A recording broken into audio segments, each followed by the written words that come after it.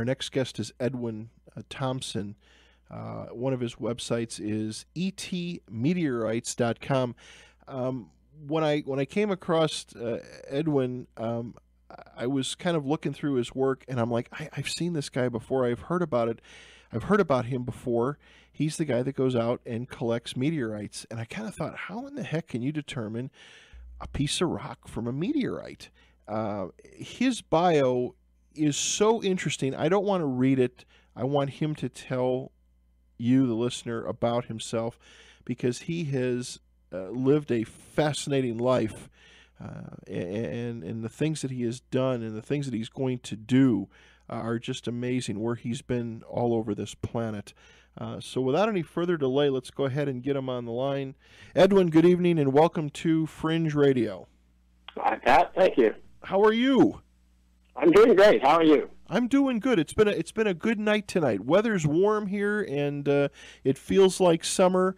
And it just had a great guest on the first 2 hours, and I so wanted to talk about your work because now I know who you are, and I find what you do amazing. And like I said, I don't want to read your bio. I want you to tell the listeners about yourself. Your bio is unbelievable, and what you have done and accomplished is amazing. And I just want to talk for the next couple hours about what you do, and I find this just very, very interesting. Wonderful. So let's start. Okay. Rocks have been, and space rocks have been a common thread throughout my entire life. And my mother was a school teacher. So because I grew up just a couple of miles from where the Willamette meteorite was found here in Oregon, which is the largest oriented iron meteorite ever found on the planet. It's about the size of a Volkswagen Bug, and it weighs 14 tons. It's on display at the American Museum of Natural History in New York. But it was dug out of the ground on a hillside just a couple of miles from where I grew up. And so I knew at a very early age that these falling stars we would watch on beautiful summer evenings, sleeping outside, watching for shooting stars, were actually rocks from space that you could recover and hold in your hand. And so I was mystified by that concept. I probably knew what a meteorite was and that you could hold one in your hands. By the age of 3 or 4, I was collecting agates off the side of the street I grew up on at the age of 2, waiting for my brother to come home from kindergarten on the school bus. And like I said in my bio, my father always introduced me to friends and new acquaintances as his kid with rocks in his head. I have a background in archaeology. I joined the Oregon Archaeological Society at the age of 7. I was always pushing my parents to let me go off and do these things, to explore the planet we live on, to get away, and they gave me the freedom to go. And so I started leaving home at a very early age and made my first trip overseas at the age of 19. I went to North Africa as just a young, naive 19-year-old kid with rocks in his head. That was my passion, was archaeology, stones fashioned by the hands of man, left on hillsides and mountaintops all over the world, rocks from space just laying out there on the desert floor waiting to be found. I live in Oregon. We have a lot of desert here, but the side of the state that I live on is rainforest with heavy vegetation, and so very few meteorites have been found here. But as soon as you get into the splatter states and states that have a little more desert contour, they're a little bit easier to find. And so mystified by this magical treasure from space, just drew me into the parts unknown. I've been going into other countries around the world most of my life, trying to find meteorites, teaching people what to look for, buying specimens from Berbers in the middle of the desert that have recovered them, and then ending up competing with them. In this day and age of technology, Berbers out in the middle of the Sahara have satellite phones and laptops and they find a specimen, they're on the internet selling it to somebody who not too many years ago was my customer and is now buying direct from people in the desert. It's created a massive industry that's just exploded in the last 15 years. Wow. Well, and excuse me for if I've got I've looked at your work. There was a show about these meteorite hunters, correct? Yes. Yep, a couple of ambitious, enthusiastic hunters decided to try to beef up their business by getting on television and educating the world about meteorite hunting, and they ran that show for a couple of seasons. It looked like a lot of fun. It was very much like what I've done for the last 30 years, and then professionally, right, but as an amateur for most of my life. Wow. Here's the big question I have for you. How can you tell a meteor from a rock laying on the ground? Well, it's a meteor in the sky. Okay. It's a meteorite if it makes it to the ground. And for someone like myself who's been hunting for them for a lot of years, they're pretty easy to identify because when a stone or an iron comes through the Earth's atmosphere at cosmic velocity, right, it melts. It's burned by a fusion fireball that envelops the incoming object. It's compressed atmospheric gases ignited by friction, so hot that it literally burns the exterior of the rock. There's no heat transference to the interior because as fast as it's melting, it's blowing off as this object is coming through the atmosphere. In fact, that's where NASA scientists got the idea for putting stone flight tiles underneath reentry vehicles. It's because they realized, if we don't do something to protect these astronauts, they're going to get cooked. Right. And so from what they learned from meteors coming through the atmosphere and landing on the ground as meteorites, quickly recovered specimens were not hot when they were recovered. They were cold because there's no heat transference to the interior. The interior is still the temperature out of space, which is roughly 200 degrees below zero. And so they're growing frost. They're condensing moisture from the air, and they're literally growing a rind of frost around the outside of the stone that just moments earlier was melting at roughly 3,000 degrees. And so what you look for on the ground is a stone that is typically rounded. Mm-hmm. It has this satin fusion crust that's almost always black, although recently we found some very oddball meteorites in Antarctica and in the dry deserts of Africa and other parts of the world that have really odd colored fusion crust. One that was found most recently that had apple green fusion crust, really strange looking. Wow. And the Norton County, Kansas meteorite that fell in, I believe it was 1934, had a light brown to tan colored fusion crust. But classically and almost always, a meteorite, whether it's a piece of Mars or a piece of the moon or an ordinary chondrite from an asteroid that's just passing by, is typically going to melt to a black color. If there's a lot of iron in that meteorite, then over time it will rust. And so a meteorite that's been on the ground for a while, if it's an ordinary chondrite with a high iron content, will weather to a beautiful reddish-brown color.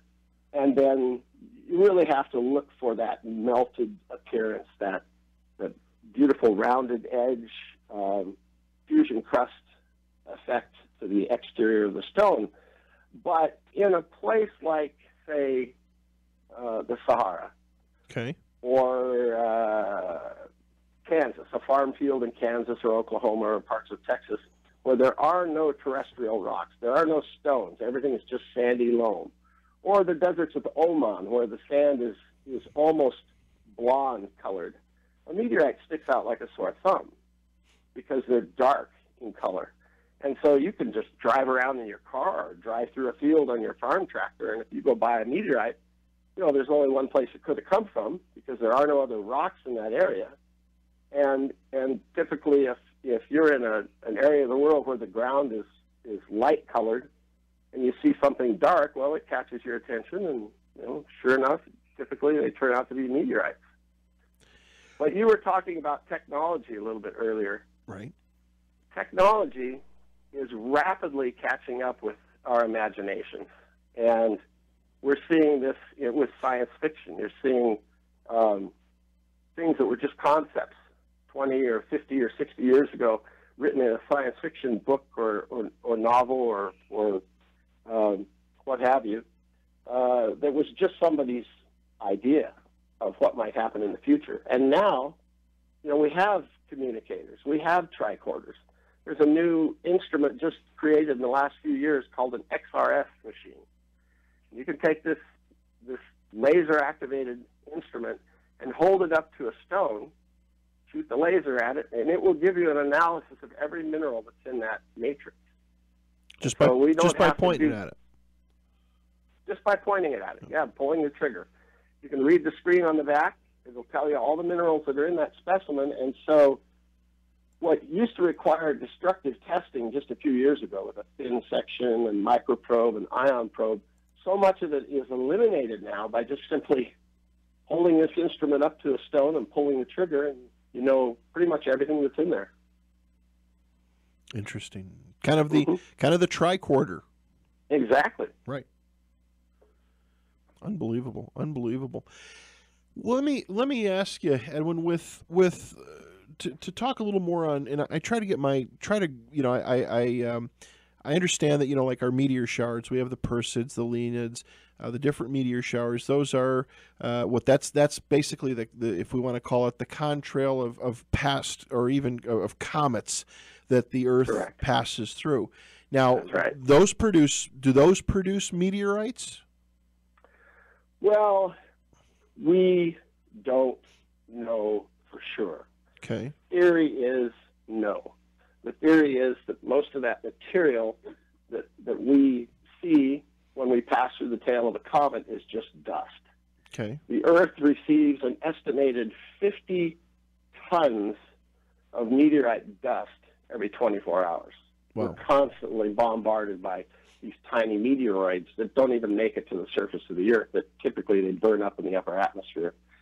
But every once in a while, we have a sneaker that comes in, something big, and because more and more people are aware of this anomaly, and there are more video cameras out there every day, people have their smartphones with cameras on them, and there are simply more people on this planet, we're getting a lot more eyewitness reports of major fireballs coming in. Fireball events that might end up in an ocean, but they pass over enough ground that people have witnessed the event. And then, from time to time, we have something the size of an apartment building, like the Chelyabinsk event in Russia just a couple of years ago. How big was that meteorite before it came into the atmosphere and got melted? What if you could talk a little bit about that? That was on my list of notes for you. Could you kind of give us a little bit of a feeling of what this thing was like in space size-wise and what it ended up turning into once it impacted? Well, it was a spectacular event. One thing I can say is that we were all fortunate that it came in at a low angle of trajectory. If it had come straight down, it probably would have killed more than 2 million people. Really? It would have devastated Chelyabinsk and the surrounding area. But it came in at a low angle, and it disrupted roughly 20 miles above the surface of the Earth. The shock wave from air displacement, from it flying through our atmosphere, was enough to blow out, I believe it was 26,000 square meters of glass windows in that region of the world. It knocked people to the ground. There were 1,600 people sent to the hospital with injuries, mostly glass cuts. But the chunk of asteroid that came into the upper atmosphere, again, they're all estimates on its size, but I would say it was probably somewhere between the size of a Greyhound bus and a small apartment building. Wow. Is that something that would have? Is that something that possibly we could have known about? Do you think there was early? You know, I know they watched some of these asteroids. Do you think this was this thing just snuck in from came out of left field, if you will? And well, the first symposium that I went to, it was a symposium for a system of defense against asteroid impact, was in 1992 in San Juan Capistrano. There have been a number of meetings about this subject. Nothing's really been done. There are a number of astronomers that are on asteroid watch, and now our governments have talked about this after Chelyabinsk. Agreements were made to pump some money into the project. There are young people being hired to work all night on asteroid watch at different observatories around the country and around the world. There are new all-sky camera systems, networks set up in different countries that are filming the skies.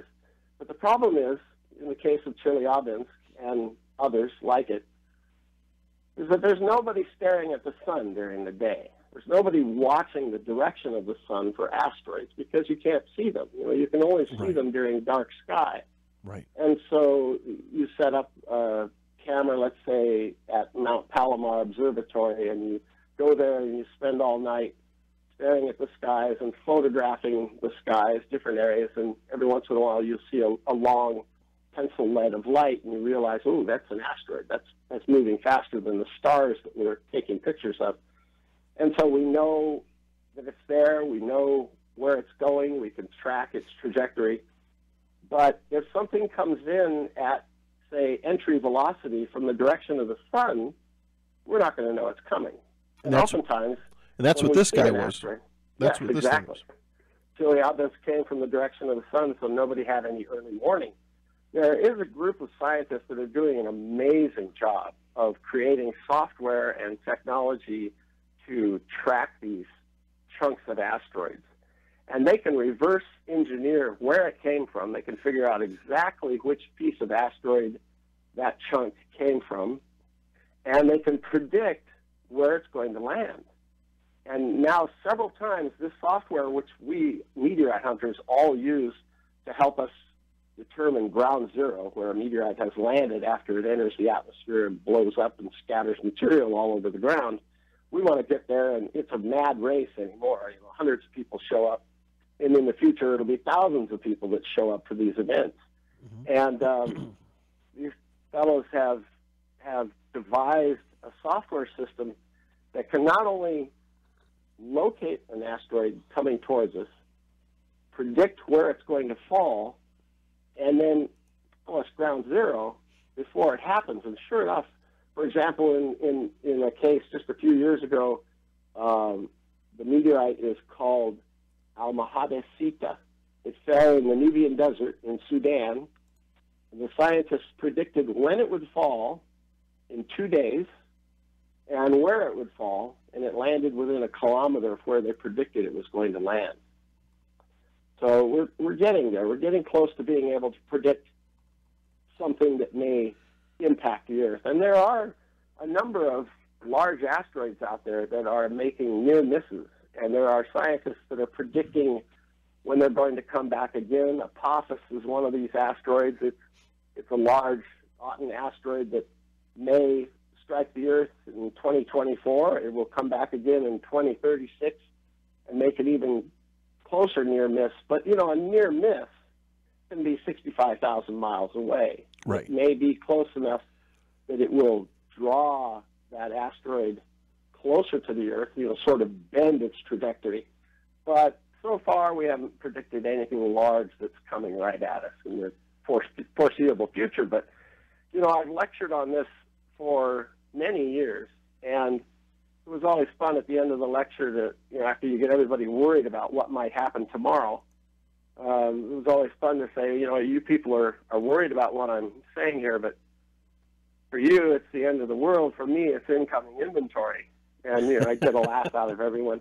But, there's no way of knowing. We could be finishing up this conversation in a little while, and right after we get off the phone, something slams into a major populated area, and the rest is history. Well, the meteorite that the chunk that hit Russia, would the biggest fear there would be, could there be a handful of those guys? You just don't know they're there, and let's say 5 or 6 of them kind of come in a cluster, and they don't come in low like that. They come in with with the high impact. That could just, the devastation, especially if it hit a large metropolitan area. I could see that wiping out a city. Sure, easily. Pat, we are the Borg. We are the Borg. We have covered this planet with parking lots and highways and cities and farms and buildings and barns. And it's only a matter of time before one of those populated areas gets hit. There was a major fireball event over Chicago, I think it was 8 years ago. And it hit just south of Chicago near Olympia Fields, I think they call it. Yeah. Park Forest, Illinois was the heart. That was ground zero. And there was a young kid, I think he was 14 years old, sitting at a computer gaming. And he jumped up from the computer. His mom called him, and he jumped up from the computer to run downstairs, and he just left his desk. And a piece of meteorite came through the roof and slammed right through the middle of his computer monitor. If he'd been sitting there at his desk, he would have been a fatality. Right. But pieces of that meteorite struck everything from the downtown police and fire station to the local mall and the Olympia Fields golf course. It wasn't a major event, but it gave all of us a heads up to what happened in the future. And it's happened in the past. In the Sakhalin Peninsula of Russia in 1947, in February, there was a major event that was so phenomenal that an artist drew a painting of what he saw, a beautiful painting of this fireball that traversed thousands of miles of sky and left this huge trail of vapor and smoke behind it, shook the ground, rumbled buildings, broke windows, and the Russian government made a postage stamp of his oil painting of that event. It put literally train car loads, tons of iron on the ground. And it struck in the wilderness. It took 2 months to build a road to get into that area. But if that had happened today in some other area, say Manhattan, well, there wouldn't be a city there right now. Right. Well, in the rock that came down in Russia, who's to say that stuff like that isn't hitting out in the middle of the Atlantic Ocean and we never even see or hear about it? Oh, it's happening all the time. They register on NOAA buoys. Deckhands on board ship that just happen to be out on the deck at night see them. Right. There are daylight fireballs. There's been a lot of reports of daylight fireballs turned in by airline pilots and by ship's captains on watch. But we are, not to alarm anyone, but we are in the middle of a meteor swarm right now. And a number of scientists and I have talked about this at various conferences. It's been going on for about 2 years. And, I've been at this for 40 years. It used to be, in the 60s, 1969. We had 2 major recorded fireballs that produced meteorites, one in Mexico and one in Australia. In 1992, we had 2 major fireballs. The Peekskill meteorite that slammed through a 1984 Chevy Malibu and buried itself in their driveway after going through the trunk of the car. And then Umbali in Uganda, in a little village called Entebbe in Uganda, and it punched holes through barn roofs and warehouses and homes. But for some reason, in the 60s, 70s, the 80s, if we were lucky, as a group, the meteorite community, we might recover 2 new witnessed falls in a year. And now we're recording major fireballs just about every day. And some days there are 3 or 4. There'll be one over Texas, one over New England, 2 over Canada, and 1 over England, all the same day. And these are huge fireballs. These are ground shakers. Right. But nothing's making it to the ground. Right. And because there are a number of guys now and gals that are trying to make a living recovering these specimens, and there are a lot of scientists that want to get this fresh material from space into their labs, there's this mad dash to get out there and recover material, but so often, for some strange reason, these big meteors are not making it to the ground. And so we're thinking maybe it's just real friable material, or maybe it's carbonaceous chondrite, and it's either burning up before it makes it to the ground, or it's disrupting, blowing into dust, and then, this fine particulate just drifts to the ground. The Russian meteorite, was that recoverable? Did they did they recover that? Sure. Yeah. The largest piece, I think it took them almost a year to get it out of the lake bottom, but it smacked through the frozen surface of this lake. It fell in February, so there was snow on the ground and everything was frozen. It punched a hole in the ice. They actually got video footage of the cloud of mist that blew up out of that hole in the ice and then drifted away. Somebody's security camera got video footage of the surface of the lake. But the Russian hunters that were in Tucson doing the Gem and Mineral Show there, we do every year in February, they were chomping at the bit to leave. It happened just 3 or 4 days before the end of this 3-week-long show.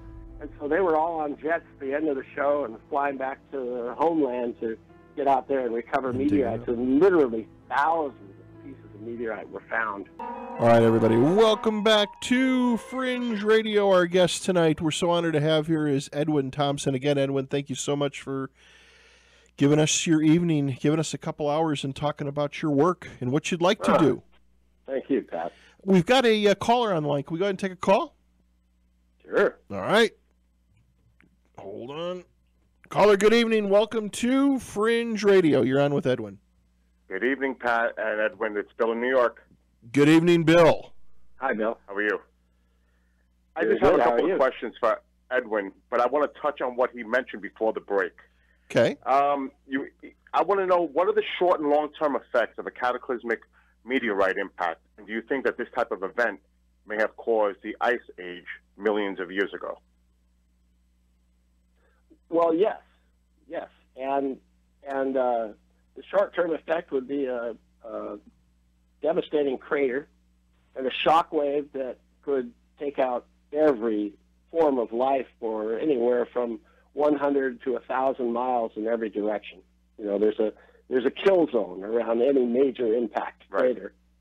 But then there's, in a cataclysmic impact where you have a large mass that makes it all the way to the ground at cosmic velocity, you have a tremendous amount of kinetic energy.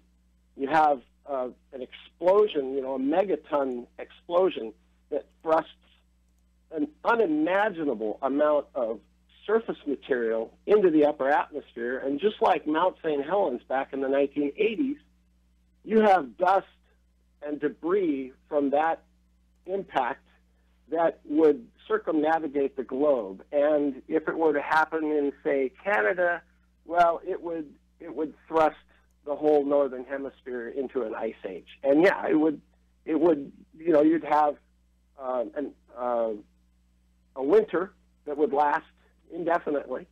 And with so much dust in the upper atmosphere, it would block out the sun, and you'd have plant life die off, and shortly after that, animal life would start out, and everybody would be moving to the southern hemisphere. Anybody that survived the blast to lay in the sun in Argentina.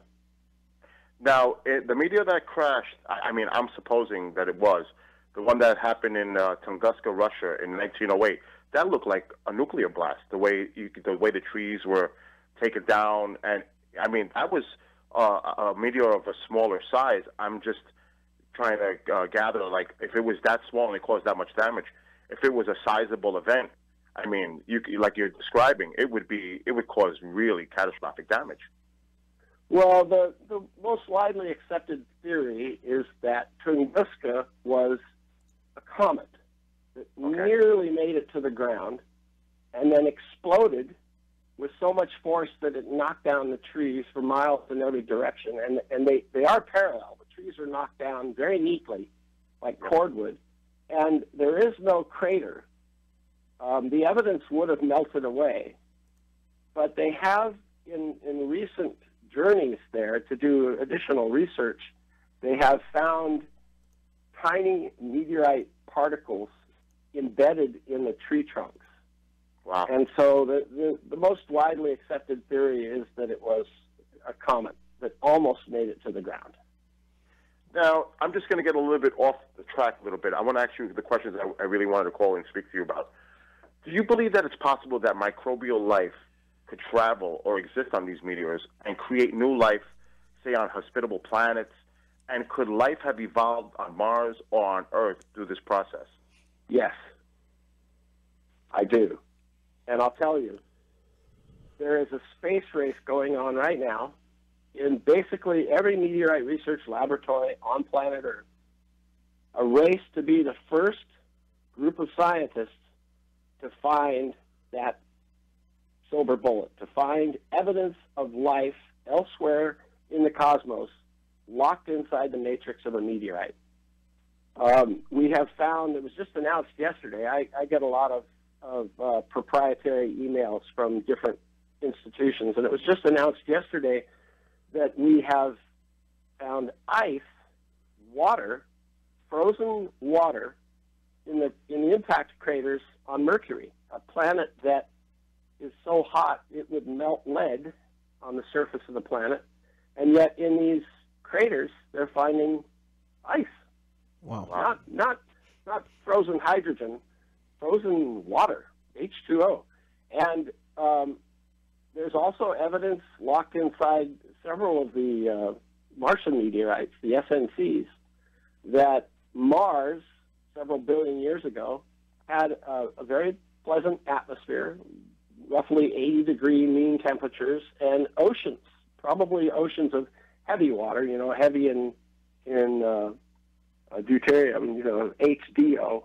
But still, there is a lot of belief out there that we're going to find the first fossil or the first amoeba or the first germ, some form of microbial life, locked inside of a meteorite. I discovered in 1998 with a fresh fallen meteorite that I recovered in Africa and brought here to prove to some friends in the Meteoritical Society that meteorites fall with water frozen inside of them. And by using alcohol in the thaw to preserve the evidence of that water, I inadvertently preserved halite, an accretive mineral, basically chlorine, found in cataclysmic events that produce massive amounts of water, and then that water is condensed and you end up with these halite crystals. Well, there were halite crystals locked inside that meteorite. And Michael Zelensky at the Johnson Space Center in Houston found that inside that halite were these tiny cubic inclusions of water. He called me frantically excited and said, "What did you cut this meteorite with?" I said, "Well, Michael, I was trying to prove to Reuben at UCLA that these meteorites have water frozen inside of them when they fall to Earth, because I get a fresh fallen meteorite and it's jet black on the outside, and yet on the inside it's already rusting. How is that possible? It was in space yesterday. Things don't rust in outer space. Right. So it was rusting from the inside out. And so he was fascinated that I had used ethyl alcohol solvent, and it was for a completely different reason. But then when they probed those cubic inclusions of liquid, they found it to be 4.5 billion-year-old water. Wow. And there was nothing in that water, to say, hey, we're here. But that's what everybody is looking for. If you go to the University of Hawaii right now, you go to Arizona State University, you go to UCLA, or you go to the British Museum in London, they're all frantically hoping to be the first institution to find that evidence of life elsewhere in the universe. And most people are looking at Mars because it seems as though we're finding more and more evidence that Mars at one time in the past had an atmosphere, had water, and if there's water, then you can have life. Yeah, NASA just released photos of what Mars may have looked like back millions of years ago, let's just say, and it looks very similar to Earth conditions. That's right, Bill. And if you really do your homework and you do a lot of searching, you'll find one of the first experiments that was done by one of the first rovers to land on Mars was to take an arm and push a stone 6 inches.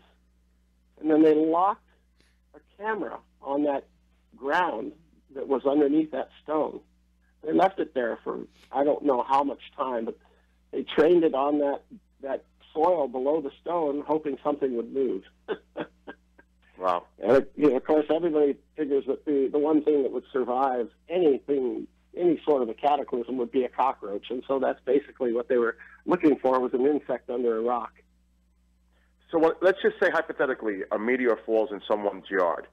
I'm guessing that that would be like something that would be the most value to a person if they found like a stone or meteorite on their property.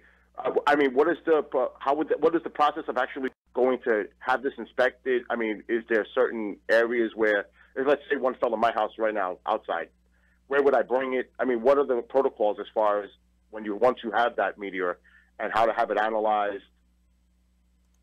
Well, if one falls in your yard, your phone's going to start ringing within one day.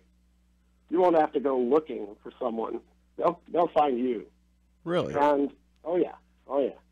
And one of those people is going to be a representative for the Smithsonian, especially if it lands on private property here in the United States. If it lands on your property, it belongs to you. And if it hits somebody, we in the meteorite community have decided that if it hits a human, it's $1 million rock. So if it hits you and you can prove it, well, then you just hit the lottery. But, wow. Meteorites fall all the time, Bill, and there's every possibility that one might land in your yard. They're very... Yeah, you never know. That's right, yeah. A young gal... I mean, I'm sorry to interrupt there, Edwin. That's all right. Other than what we can find in the stone, is there any specific other value, other than those obvious details, as far as the rock itself? Like, what other value would it have other than probably finding these fossils or the hints of water, etc.? Well, endless supply of research value. Fresh fallen meteorites have locked in their matrix rare gases that can be analyzed within just a couple of days of a witnessed fall. And those rare gases, they expel over time. But they can tell a lot about a meteorite. They can tell a lot about the atmosphere of an asteroid or the atmosphere of Mars or the Moon. But also when it's real fresh, there are a lot of other elements. There are unstable minerals that that we can probe before they're gone. And typically, there are different groups of meteorites. You have the irons, the stones, and then the stony irons. Within the stones, there are subgroups. There are mesositerites, there are achondrites, there are eucrites, the HEDs, the howardites, the eucrites, and the diogenites. And some of those subgroups are very rare.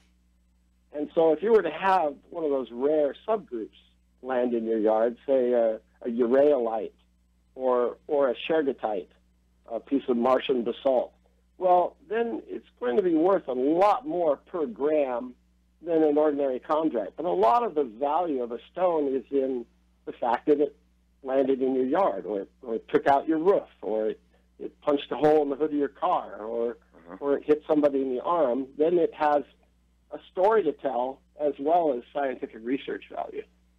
Now, my last question is related to this. Is there any possible physical harm that can result from being in contact with a meteorite? No, they're inert. They're not radioactive. Some do display cosmic ray exposure, but that's harmless. Cosmic ray exposure is not. But we're protected by our dirty atmosphere. The dust in our atmosphere, as nasty as it can be, it also protects us from cosmic ray exposure, which would cook us all just like an egg on a sidewalk on a hot day. And so we have our dusty atmosphere to thank for protecting us from the harmful rays of the sun. Right. And no, I mean, there have been a few books written. There's a book out there called Germs from Space. Mm-hmm. And, it's interesting that oftentimes a viral outbreak seems to begin in an ellipse, a strewn field, so to speak. And meteorites tend to fall in an ellipse. You'll have a strewn field after disruption. You'll have smaller stones that fall almost immediately, and the larger stones will go farther downrange, and you end up with this elliptical-shaped strewn field of smaller pieces of that asteroid that was coming into our atmosphere after it disrupts. And a lot of these viral outbreaks seem to start in the same configuration, an ellipse. And there have been some really strange materials that have fallen from space. There was a documented case, I believe it was in Germany, and it was quite some time ago, I think it was in the 1800s, of jelly, green jelly that fell from the sky, and it landed everywhere. It landed in farm fields, it landed in barnyards, and the next day it had turned to a white powder. And, of course, nobody could stop their barnyard animals from eating the grass that white powder was on. But then the following year, people documented their cows and their sheep having triplets and quadruplets. The fertility scale just went wacko in that year following this green jelly falling from the sky. And, we have cases of mysterious blue ice falling from the sky, and oftentimes it's excused as something that fell out of an airplane. But they're not all explained away, and some of them are still mysteries, and yet I don't know of any documented cases of anything harmful coming from space, particularly hitchhiking on a meteorite. But hey, that's a possibility. Well, they're so interested. That's how that's how the blob got here. Yeah. They seem to have a real interest in the money as far as economic value of mining asteroids now. So I'm sure there's a lot of plans in the making, not just mining asteroids, but also mining maybe the moon or other planetary celestial bodies. So I think there's a lot of money in that aspect as well. Well, Bill, we are using up our rare earth minerals faster than we can find them in the tech industry. And, they're really strange, very rare minerals. And there just isn't enough supply here on Earth to meet the demand. Hey, guys, I got to jump in for a second. We've got an NBC news break coming up in just a little bit. Okay. So I'm going to stop you for a few. Can we keep you for another go-around, Edwin? Sure. A lot more to cover. Bill, how about you? I'll hang around. All right.